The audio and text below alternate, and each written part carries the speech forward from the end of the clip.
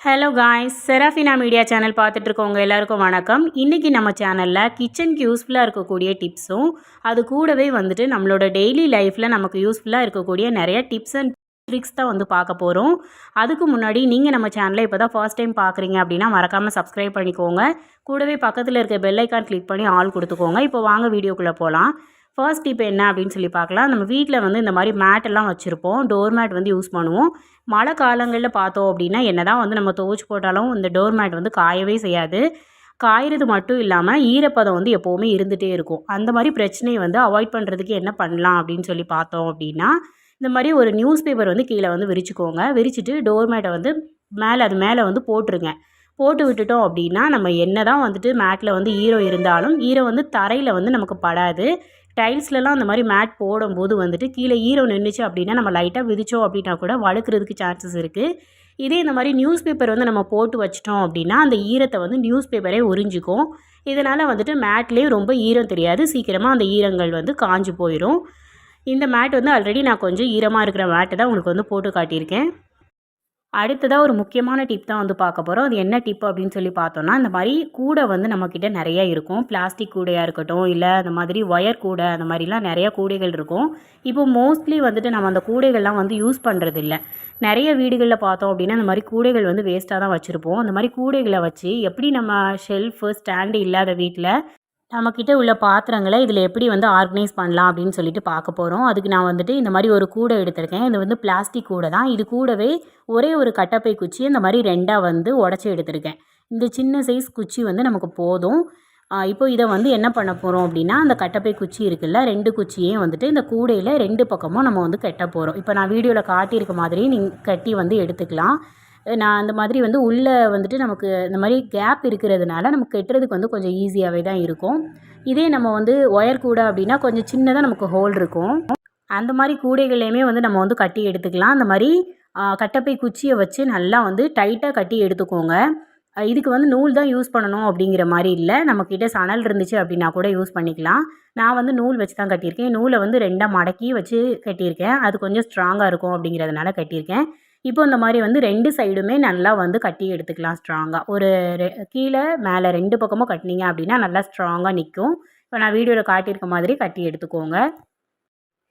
இப்போது நம்ம வந்து இந்த கட்டப்பை குச்சியை இந்த மாதிரி வச்சு கட்டிக்கலாம். இப்போ நான் வீடியோவில் காட்டியிருக்க மாதிரியே 2 இதாக கட்டினீங்க அப்படின்னா உங்களுக்கு நல்லா ஸ்ட்ராங்காக நிற்கும். இதே மாதிரி நம்ம அந்த சைடுக்கும் வச்சு கட்டிக்கலாம். இது வந்து பிளாஸ்டிக் கூடை அப்படிங்கிறதுனால இதில் வந்து கேப் வந்து நிறைய இருக்குது. அதனால் நம்ம உள்ளே விட்டு கட்டுறதுக்குமே ஈஸியாக தான் இருக்கும். இந்த மாதிரி வந்து கட்டிட்டு அதுக்கப்புறமா நம்ம வந்து பார்க்கலாம்.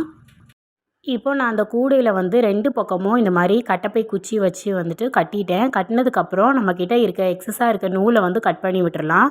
கட் பண்ணதுக்கப்புறம் வந்து பார்க்குறதுக்கு வந்து நீட்டாக இருக்கும். 2 பக்கமும் வந்துட்டு நம்ம வந்து கட் பண்ணிட்டோம் அப்படின்னா பார்க்க நல்லாயிருக்கும். ஏன்னா நம்ம வந்து உள்ளே தான் கட்டியிருக்கிறதுனால வெளியில் வந்து பார்க்க நமக்கு அசிங்கமாக தெரியாது.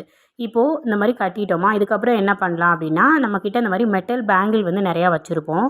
இந்த மாதிரி மெட்டல் வளையலை வச்சு என்ன பண்ண போகிறோம் அப்படின்னா, இதை வந்து 2ஆக கட் பண்ணி நம்ம வந்து ஒரே வளையலேருந்து 2 எஸ் ஹூக் மாதிரி நம்ம ரெடி பண்ண போகிறோம். இப்போ பாருங்கள், நான் ஒரே வளையலேருந்து 2 எஸ் ஹூக் அளவில் நான் வந்து ரெடி பண்ணிட்டேன். இதே மாதிரி நமக்கு ஒரு 5, 6 வளையல் எடுத்தோம் அப்படின்னாவே போதும். அதிலே நம்ம வந்துட்டு நிறைய எஸ் ஹூக்கை வந்து ரெடி பண்ணிடலாம். இந்த மாதிரி வந்து ரெடி பண்ணிவிட்டு இதை நம்ம எதில் வந்து இன்சர்ட் பண்ண போகிறோம் அப்படின்னா, அந்த மாதிரி கூடையோட கீழ் பகுதி இருக்குல்ல, அந்த கீழே வந்து இந்த மாதிரி ஹோல் இருக்கும். அந்த கீழ் ஹோலில் வந்துட்டு நான் கொடுத்துற மாதிரியே இந்த மாதிரி இன்சர்ட் பண்ணிக்கோங்க. இப்படி வந்து பண்ணி வைக்கிறதுனால இதில் வந்து நம்ம கரண்டி எல்லாம் கூட போட்டு வச்சுக்கலாம். இப்போ நான் வந்து ஒரு ஹோல் விட்டு விட்டு தான் வந்து இந்த மாதிரி வந்து போட்டிருக்கேன். போட்டதை வந்து நல்லா வந்து டைட்டாக அதில் மாட்டுற மாதிரி போட்டு விட்டுக்கோங்க. இப்படி பண்ணுறதுனால வந்துட்டு அது வந்து நம்ம வந்து கரண்டிகள் போட்டு எடுக்கும்போது கூட கீழே விழாது. அந்த மாதிரி வந்து நல்லா ஸ்ட்ராங்காக நம்ம டைட்டாக மாட்டி விட்டுக்கிட்டால் போதும். கூடையோட 2 பக்கமுமே நான் வந்து இதை மாட்டிக்கிறேன். நம்ம ஒரு பக்கம் மட்டும் இல்லாமல் 2 பக்கமும் மாட்டினோன்னா நம்ம நிறைய கரண்டிகள் வந்து இதில் ஸ்டோர் பண்ணிக்கலாம். இப்போ பாருங்கள், நான் வந்து கூடையோட 2 பக்கமுமே மாட்டியிருக்கேன். 2 பக்கமும் அடிப்பாகத்தில் இந்த மாதிரி மாட்டி வச்சுருக்கேன். இப்போது ஃபைனல் லுக் வந்து இப்படி தான் இருக்கும். இதை வந்து நம்ம எதில் மாட்டலாம் அப்படின்னு சொல்லிட்டு பார்க்கலாம். இதில் நான் இப்படி வந்துட்டு நம்மளோட கரண்டிகள் எல்லாத்தையும் ஆர்கனைஸ் பண்ணி காட்டுறேன்னு சொல்லி பார்க்கலாம். இப்போ கிச்சனில் வந்து நீங்கள் வந்து பாத்திரம் எடுக்கிற ஸ்டாண்டு உங்கள்கிட்ட இருந்துச்சுன்னா அந்த ஸ்டாண்ட்லேயே வந்து மாட்டி விடுங்க கீழே. அப்படி இல்லை அப்படின்னா அந்த மாதிரி ஜன்னல் கம்பியில் கூட மாட்டி விட்டுக்கலாம். இதில் பாருங்கள், நான் வந்து எப்படி ஆர்கனைஸ் பண்ணியிருக்கேன் அப்படின்னு. கீழே வந்து கரண்டிகள் எல்லாமே போட்டு வச்சுருக்கேன். உள்ளுக்குள்ளே வந்து நம்ம தட்டு சின்ன சின்ன மூடி இருந்துச்சுன்னா அதை வந்து அடுக்கி வச்சுக்கலாம். சைடில் நம்ம கட்டப்பை குச்சி வச்சோம் இல்லையா, அதில் வந்து இந்த மாதிரி டம்ளர் வந்து ஆர்கனைஸ் பண்ணிக்கலாம். இல்லை நம்மக்கிட்ட செராமிக் கப்பு ஏதாவது இருந்துச்சுன்னா அதை கூட போட்டுக்கலாம். நான் பிளாஸ்டிக் கப்பு தான் வந்து போட்டிருக்கேன். கூடவே இந்த சொம்பெல்லாம் வந்து போட்டு வச்சுக்கலாம். டம்ளர் வந்து எவ்வளோ டம்ளர்னாலும் நீங்கள் போடலாம். நீங்கள் கட்டியிருக்கக்கூடிய நூல் வந்து ஸ்ட்ராங்காக இருந்தாவே போதும், எவ்வளோ வெயிட்னாலும் தாங்கும். ஷெல்ஃப் இல்லாத வீடுகளை இந்த மாதிரி கூடை வச்சு ஆர்கனைஸ் பண்ணிக்கலாம். அடுத்ததாக வந்து என்ன டிப் பார்க்க போகிறோம் அப்படின்னா, அந்த மாதிரி நம்ம வந்து பாய் வந்து வச்சுருப்போம்.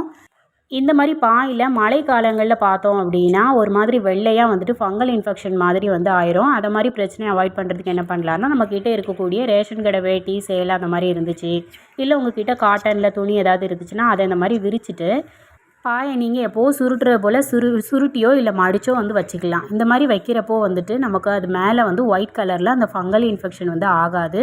அதுலேருந்து இதை வந்து நம்ம பாயை வந்து சேஃபாக பார்த்துக்கலாம். இந்த டிப்பு உங்களுக்கு வந்து ரொம்பவே யூஸ்ஃபுல்லாக இருக்கும். மழை டைமில் இதை வந்து ட்ரை பண்ணி பாருங்கள்.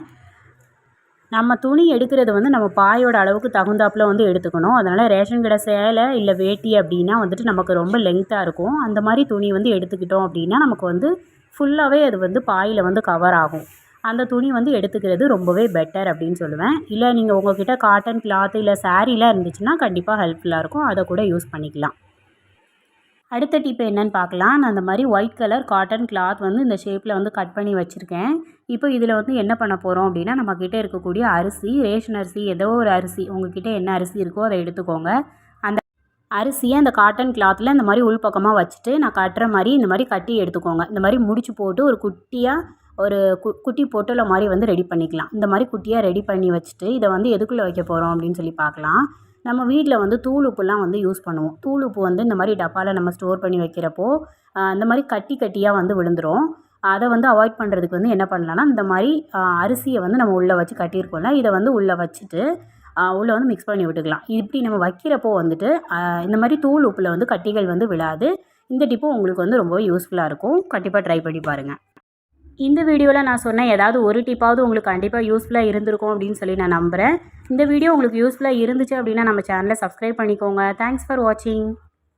ஃப்ளாஸ்க்கு வந்துட்டு நம்ம வாங்கிட்டு ரொம்ப நாள் வந்து யூஸ் பண்ணாமல் வச்சிட்டோம் அப்படின்னா திருப்பி நம்ம யூஸ் பண்ணுறப்போ சரியாக சூடு நிற்காத மாதிரி இருக்கும். அதுக்கு நீங்கள் யூஸ் பண்ணுறது கொஞ்சம் நேரத்துக்கு முன்னாடி நல்ல சூடாக இருக்கக்கூடிய ஹாட் வாட்டர் வந்து ஊற்றி வச்சுருங்க. இப்போ நீங்கள் வந்து டீ காஃபிலாம் கொண்டு போகிற மாதிரி ஃப்ளாஸ்க்கு அப்படின்னா கொஞ்சம் நேரத்துக்கு முன்னாடி ஹாட் வாட்டர் வந்து ஊற்றி வச்சுருங்க. முடிஞ்சால் வந்து முந்தின நாளே நல்லா ஊற்றி இந்த மாதிரி வந்து மூடி வச்சுருங்க. மூடிட்டு அதுக்கப்புறமா மறுநாள் வந்து நீங்கள் யூஸ் பண்ணிக்கலாம். இந்த மாதிரி வைக்கிறப்போ வந்துட்டு நல்லா வந்து சூடு நிற்கும்.